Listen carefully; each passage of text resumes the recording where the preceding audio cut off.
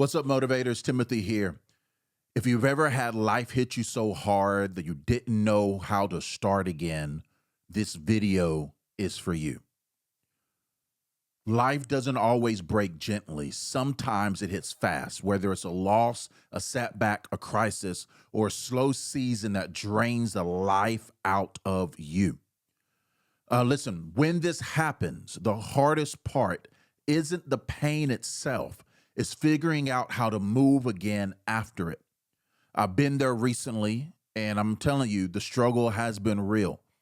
Life has felt heavy from family health, from battles, responsibilities, pressures, and it's in those moments that starting again feels like you're standing at the bottom of a mountain with no strength left to climb.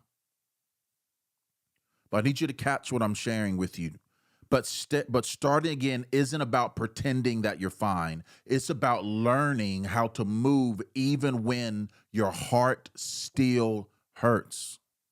So today I want to walk with you through 5 powerful steps that will help you start again when life hits hard. Listen, I'm not talking about surface level advice. I'm talking about real steps that reach the root of what's keeping you stuck. Let's start with number 1. Start with one honest question. Before you move forward, ask yourself this: what am I still carrying that's breaking me? As many of you may know, I love backpacking. I love hiking. I got some gear videos on the channel you can check out. But if you have ever gone through hiking with too much weight on your back in your backpack, you know this feeling. Every step's hurt, your shoulders ache, and the trail feels steeper than it really is. And it's not that the journey is impossible. It's that you're carrying way too much. And that's how a lot of us live. We move through life carrying guilt, resentment, regret, old expectations. We tell ourselves that we're being strong, but we're really just surviving under the weight of things we were never meant to keep. So before you start again, you have to unpack. Pull everything out, one item at a time. Ask yourself, does this still serve me, or is this just taking up space? You don't have to throw everything away. You just have to stop carrying what's crushing you, because you can't climb new trails with old baggage. And sometimes letting go what's familiar is a battle in and of itself. Number 2 is redefine the win. When life has knocked you down, success has to look different. If you keep judging yourself by yesterday's standards, you call yourself a failure. You'll call yourself a failure when you're actually growing. Before the storm, success might have been a big goal. After the storm, success might be showing up to therapy, smiling again, getting rest. If you're a person of faith, getting in your prayer closet.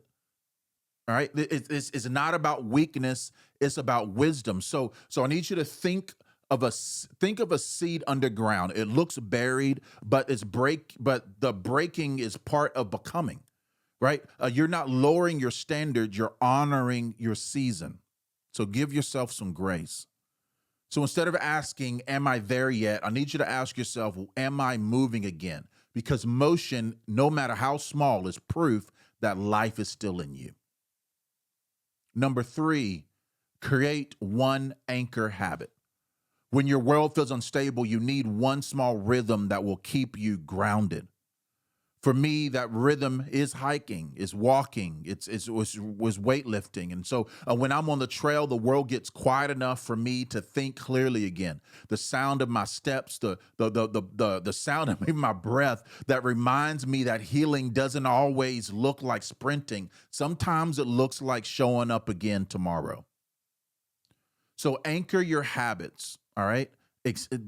Do it every single day. But your habits might be prayer, journaling, stretching, or sitting up with a cup of cafe Bustelo in the morning in silence. It doesn't really matter what it is. It matters if it's yours. Okay.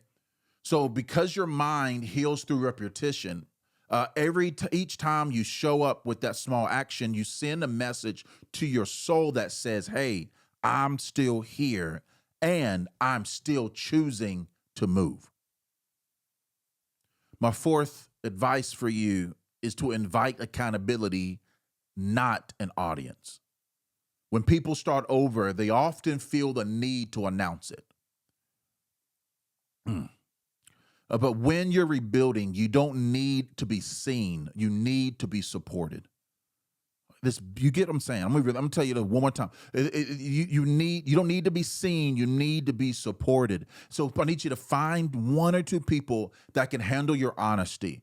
People who don't need your highlight reel, but can listen to you without judgment and remind you that of who you are when you forgot. Accountability gives you momentum. An audience gives you pressure. You don't need more eyes watching your progress. You need hearts that will help you carry it. Hope you get what I'm saying. And finally, number 5, look for evidence of progress, not perfection. Healing rarely looks impressive in real time. It's messy, slow, ordinary, but that doesn't mean it's not working. When you're hiking, you don't always see how high you've climbed from those switchbacks and things until you stopped and looked back. Then suddenly the view hits you. You realize that you've been gaining ground the whole time. That's how starting again feels. You may not notice change day by day, but when you pause to look back, you'll see evidence that you're not where you used to be. So notice the moments when peace comes faster than it used to. When you respond with patience, when you where you once were reacted with anger, but now you choose walking instead of quitting, right? Whatever you feel like you need, but what I need you to know is that there's progress, that strength, that's becoming.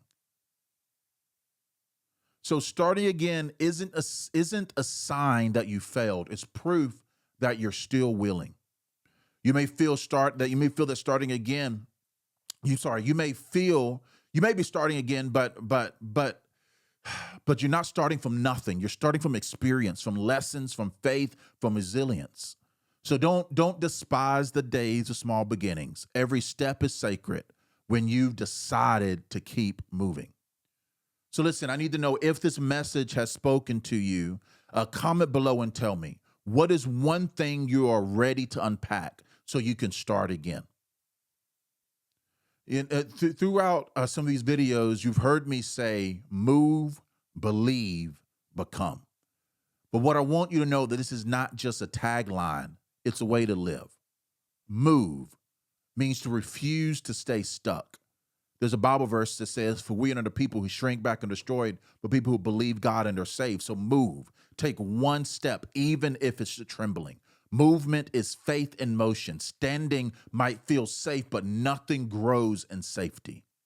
Believe means you chose to see the purpose before proof. You believe that what you carry inside still matters. And I believe that God did not bring you through this far to leave you unfinished. Belief is the fire that turns motion into meaning.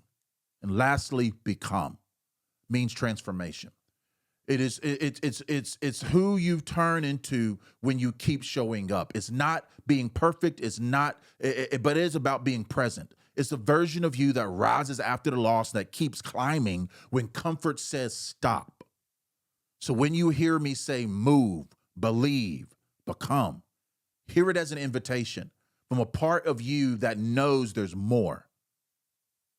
So move because you are not meant to stay still.